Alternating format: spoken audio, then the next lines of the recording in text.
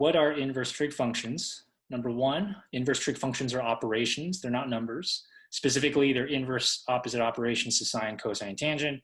If you don't understand SOHCAHTOA, watch my video on that. Number two, inverse trig functions are used to find angles in a right triangle when given two of its sides. Remember, they're used to find angles, not sides. And number three, this is the notation we use for inverse trig functions. These two both mean inverse sine, these two both mean inverse cosine, and these two mean inverse tangent. So over here, we have the regular trig functions, which are the opposite operations to the inverse trig functions. We use these to find sides, and we use these to find angles. Do not get them mixed up. Here is an example. We're given the two legs in a right triangle. They want you to find angle A. You should see we need to use tangent, not sine or cosine, because this is the opposite side and this is the adjacent side to angle A. So we have tangent of angle A equals side A over side B. To cancel out tangent, we take the inverse tangent of both sides.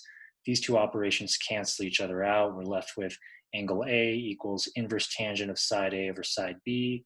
Plug in the ones, use your calculator to find angle A equals 45 degrees, or pi over 4 radians, which rounds to about 0.785 radians. Make sure your calculator is in the correct mode. If you want more examples or more complete explanation, watch my next videos.